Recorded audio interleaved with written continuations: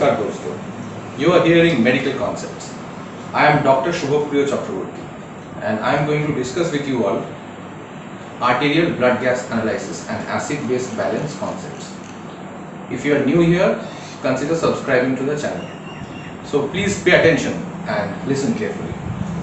Today we would be discussing the basic concepts that is required for solving MCQs as well as which is required in the ICUs for monitoring of the patients when they are in the ventilator, even in the non-invasive or in the invasive ventilations.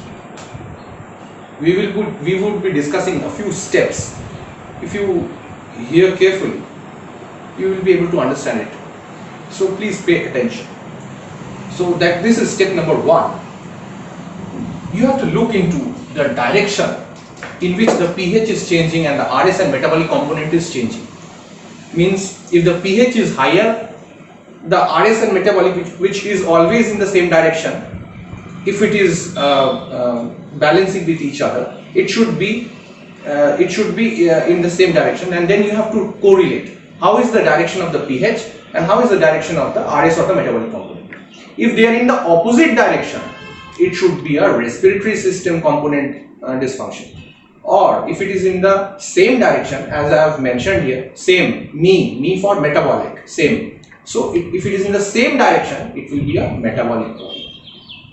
So now we will go into step 2. All these pictures what you are guys seeing here are written by me personally. So I have taken a lot of dedication to explain these things to you. Please pay attention and look into the pictures carefully. So in the step 2, we would be seeing whether there is a compensation is present or there is a mixed problem. So what you have to see is, look carefully, the carbon dioxide and bicarbonate. Normally, if the carbon dioxide increases, it is respiratory acidosis. When there is respiratory acidosis, there will be a compensatory rise in bicarbonate. Bicarbonate rises means it's alkalosis. Bicarbonate decreases means it's acidosis. So if there is a rise in carbon dioxide, there will be a rise in bicarbonate too, in the same direction, normally. So this is known as respiratory acidosis with compensatory metabolic alkalosis. If there is a decrease in carbon dioxide, means there is respiratory alkalosis, carbon dioxide is going down. So bicarbonate should also go down. So when there is respiratory alkalosis, there should be compensatory metabolic acidosis. Bicarbonate is going down, means it is acidosis. Normally, this is how it works, compensation. So, how to understand it? When the carbon dioxide goes up by 10, in acute compensation, the bicarbonate will go up by 1. When the carbon dioxide goes up by 10 and in chronic, the bicarbonate will goes up by 4. That's why I have written 1 by 4. When the carbon dioxide goes down in respiratory alkalosis, the bicarbonate also goes down. But in acute it will be -2 and in chronic it will be 5. Now how to calculate it? Normally for every 10 decrease in carbon dioxide, that is how the bicarbonate increases or decreases, 1 by 4 and 2 by 4. But if there is a bicarbonate problem, metabolic problem, how to calculate the carbon dioxide part? You have to that is what you have to see how much compensation is there, and then you have to see through the formulas. It is there. So expected carbon dioxide rise after the metabolic rise is there, reverse, it is 0.7 into bicarbonate plus 21. When there is a decrease in bicarbonate, the carbon dioxide should also decrease expectedly. So how to calculate the expected carbon dioxide decrease? 1.5 into bicarbonate, whatever you get in your blood gas, plus 8. It's shown in this step. Now let's go into the basics of metabolic alkalosis. Metabolic alkalosis means bicarbonate is going higher. Metabolic alkalosis. Concept क्या है? Concept is very simple. First, there is a chloride loss. Yes, it should be less than the sodium loss, but chloride loss is more. And this chloride loss हुआ है, इसीलिए there is a bicarbonate gain. This is the concept of metabolic alkalosis. It is that simple. When there is a chloride loss, there will be a bicarbonate gain. This is the concept. Now, how to differentiate the various types of metabolic alkalosis? There can be chloride responsive and chloride unresponsive metabolic alkalosis. When there is a chloride responsive metabolic alkalosis, the urine chloride is measured, that should be less than 15 millimoles per liter. And when there is chloride unresponsive, it should be more than 20. It's unresponsibly lost. The chloride is unresponsibly lost. That's how you remember it. Now, how to know the causes? In chloride responsive, we have GIT loss of chloride by vomiting, or chloride wasting diarrhea like Vibrio, or it might be cystic fibrosis or post-diuresis. And when there is chloride unresponsive loss, means a lot of chloride is lost, we measure the blood pressure. If the blood pressure is normal, it should be a Bartter or Gitelman. Bartter, Gitelman. Bartter, as we know, Bartter is the problem with NAK2Cl problem, and Gitelman is NaCl problem in the upper part of the DCT. That is all we know about it. And that should be causes of metabolic alkalosis and chloride unresponsive ones. And if the blood pressure is very high, should consider adrenal adenoma as well as Cushing's, congenital adrenal hyperplasia, or Riddle syndrome. Now we would be going into the concept of anion gap. What is anion gap? Anion gap is nothing but it is the amount of unmeasured ions over the unmeasured cations. So how to measure it? It is just simple by the formula sodium minus chlorine and bicarbonate. So these are the anions. So cations minus anions. But it is unmeasured anions minus unmeasured cations equals to sodium minus chlorine plus bicarbonate. Normally it should be 12 plus minus 4. That is how anion gap should be. Why I am explaining anion gap? This is because anion gap is very important to classify the various types of metabolic acidosis. As we know, we have different types: non-anion gap metabolic acidosis and high anion gap metabolic acidosis. So let's go into this picture. This is also handwritten and this is very important. If you look carefully, I hope you will be able to understand. Now this is how it should be. Metabolic acidosis. Metabolic acidosis, what is the concept? Now we have already discussed metabolic alkalosis. There was chloride loss, that is why there was bicarbonate gain. What happens is metabolic acidosis. In metabolic acidosis, you first add the acid. When you add the acid, the bicarbonate is gone to neutralize that. So bicarbonate is gone, so there is metabolic acidosis. Simple. Now, if you look at the picture carefully, metabolic acidosis can be differentiated into two parts: non-anion gap and high anion. Now, I would be explaining this concept here. What happens in non-anion gap and high anion gap metabolic acidosis? If you look carefully in the middle picture, the middle one, you will be able to understand. That is how the normal electrolytes look like in a normal human being. That is chlorine, bicarbonate and the anion gap. They are there peaceful. But what happens when there is a non-anion gap? Means what? The anion gap, what has been created, the chlorine takes part, the extra part in which the bicarbonate is decreasing. So if the bicarbonate is gone to balance the acid, but at the same time the chloride compensates, the chloride gain is there, hyperchloremia. That is why the chloride will compensate. That is why you see the bicarbonate and the chlorine has adjusted with each other. That is how the non-anion gap metabolic acidosis is done. But in a normal high anion gap, you have to, in the left one you have to see, there is an anion gap has increased. Chlorine bicarbonate is almost there, but the anion gap has increased. But in the non-anion gap, the anion gap is fixed.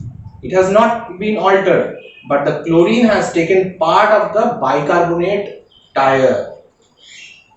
Now, how to differentiate? In the non-anion gap, we have diarrhea. All the renal tubular acidosis are NAGMAs, that is non-anion gap metabolic acidosis. And this is very interesting. Early renal failure is a NAGMA. Later part of renal failure is a high anion gap metabolic acidosis.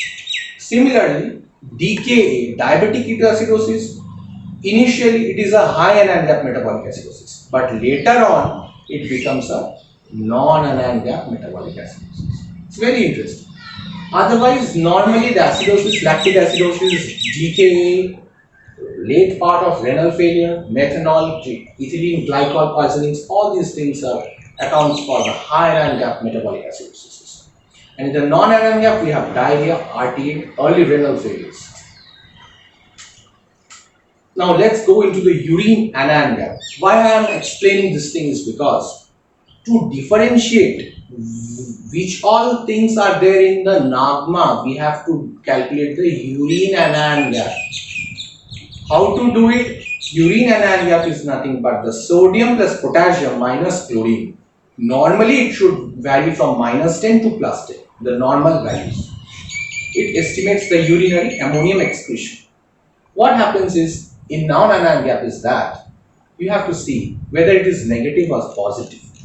If it stays negative, mostly it's non-renal. Maybe it's a diarrhea cause of non-anion gap metabolic acidosis.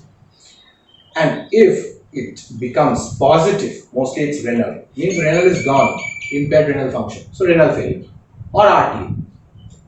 As we know, RTA is also cause of NAGMA. So we have differentiating the two causes of non-anion gap metabolic acidosis by doing a urine anion gap. So interesting.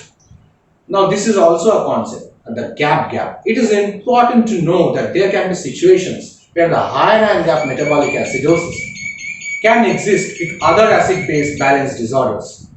Therefore, we do the gap. What is the gap?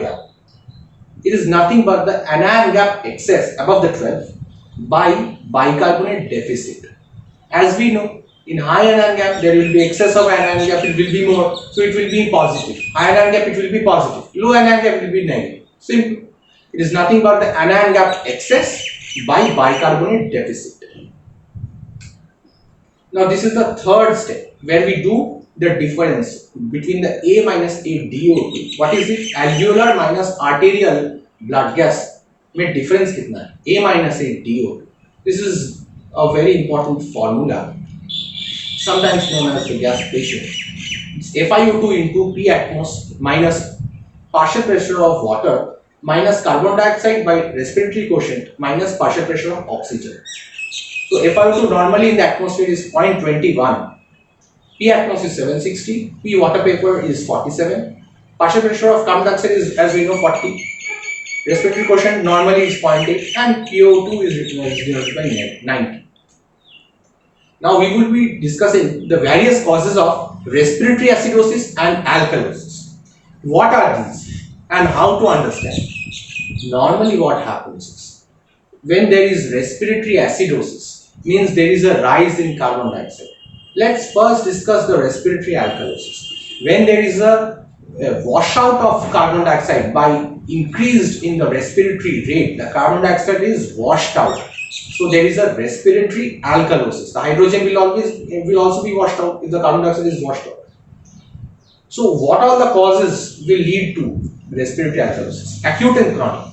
If there is fever, pain, anemia, meningitis, stroke, or pneumonia, or pulmonary edema, it can lead to acute causes of respiratory alkalosis. When there is hyperthyroidism, hepatic failure, or aspiration pneumonia, it can lead to chronic causes of respiratory alkalosis. What happens in respiratory acidosis? The carbon dioxide builds up. Why will it build up? Normally in diffusion, it won't be problematic because carbon dioxide is 40 times more diffusible than carbon dioxide. So if there is a problem with the alveoli, there will be hypoxia because oxygen cannot go inside. But the carbon dioxide is more diffusible. It will wash out easily. So normally in type 1, we do not get carbon dioxide incremented. But in type 2, when there is a ventilation problem, means the obstruction is higher up in the bronchi, something is pushing it, something is obstructing it. So the carbon dioxide is not able to squeeze out of the airways. That will lead to building up of our carbon dioxide. Normally in acute and chronic causes of respiratory acidosis, that is type 2, we get in respiratory central depression, that is central causes, encephalitis, drugs, and in chronic causes we get the neuromuscular diseases, maybe spinal muscular atrophy, or the polio, as we know, the floppy infant, like with the SMA, the GB, the myasthenia gravis. There might be there might be typhus scoliosis. Not able, the chest is not able to breathe out. There is a ventilation defect, or it might be COPD, as simple as that. But what is the importance of doing an A minus A DO2? A minus A DO2 less than 35, hypoventilation, both the cases. But if this is more than 35, it should be with an intrinsic pulmonary disorder. If there is A minus A DO2 less than 35 in respiratory alkalosis, it should be hypoventilation. But if it is more than 35 in respiratory alkalosis, it should be hyperventilation with an intrinsic pulmonary disorder. So, we have discussed the basic concepts. Now we would apply these concepts in solving some MCQs. Let's see how this works. So, let's go into problem number 1. What is there? pH. pH is 7.2. So, it is acidosis. It's down. 40 by 24. We normally know what is the normal pH, 7.35 to 7.4. Carbon dioxide normally 40. Bicarbonate normal कितना है 24. 40 by 24. ये तीनों चीज हम लोग को देखते जाना है हर बार. 7.28. pH is low. So pH is low. So arrow is down. Okay. Now this is down. Carbon dioxide and bicarbonate 40 by 24. Both are up. So it's opposite going. So primarily it should be a respiratory problem disorder. So there is acidosis. So respiratory acidosis. Let's see what it is. There is a respiratory acidosis and uncompensated with hypoxemia. See, the oxygen was low. Let's go into the second problem. 7.5. Alkalosis. Okay, so this is upgoing. Carbon dioxide, bicarbonate, are they in the same direction? This is 40 by 24. So this is downgoing. Carbon dioxide, bicarbonate is 18. Both are down, both are in the same direction. Both are low. So it's opposite direction. So opposite means respiratory problem. So there is a respiratory alkalosis. There is a respiratory alkalosis. What is this? It's a respiratory alkalosis with hyperoxia. See the oxygen level, hyperoxia. Okay, so let's go into ABG part 3. 7.3. It is less. 7.3. 7.35 was almost compensated. What is the carbon dioxide? It's 30. Bicarbonate 12. 40 by 24. Both are low. The pH is low. Both are in the same direction. Almost in the same direction. Both are slightly low. So what it is? Maybe metabolic. I don't know. What it is? Yes, it is metabolic acidosis. Uncompensated metabolic acidosis. ABG part 4. What is the pH? pH is 7.6. So high. Carbon dioxide, bicarbonate 40 by 24. The bicarbonate is not compensating. It's 24. It's normal. Carbon dioxide has fallen down. Okay, it's 21. pH is high. It's opposite going. pH is 7.6. High. Alkalosis. Carbon dioxide is going down. So it's opposite. So it's a respiratory problem. So it's a respiratory alkalosis. Let's see. So it's a respiratory alkalosis. Uncompensated. Bicarbonate is normal. What is the blood gas 5? 7.36. Almost normal. PCO2 70. Very high. Bicarbonate 35. Very high. So pH is almost neutral. Maybe it's compensated. So PCO2 and bicarbonate, they are traveling in the same direction. Yes. Both are high. Okay. So both are high. PCO2 and bicarbonate. So there is it might be a respiratory acidosis compensated. Let's see what it is. Yes, it's a compensated respiratory acidosis. What is blood gas 6? 7.5. It's high. Alkalosis is there. 40 by 24. We apply the formula 40 by 24. Carbon dioxide is high. Bicarbonate is also high. Both are high. Alkalosis is high. Both are in the same direction. So it should be a metabolic problem. Metabolic alkalosis है. देखते हैं क्या है. Metabolic alkalosis uncompensated. What is blood gas 7? 7.14. There is acidosis. Let's apply the formula 40 by 24. Carbon dioxide is high. Bicarbonate is low. There is a mixed problem. So they are not traveling in the same direction. And the pH is low. So there is an acidosis and there is a mixed problem. So maybe it's a respiratory acidosis. Let's see. So respiratory and metabolic acidosis. So let's look into the picture. Cooking for the first time. Don't look into the girl, okay? Look at the oil. So that's castor oil. So for a few people it might be new, but don't worry. You will be able to understand it once you look into the concepts. Thank you for listening, patient listening. Thank you so much.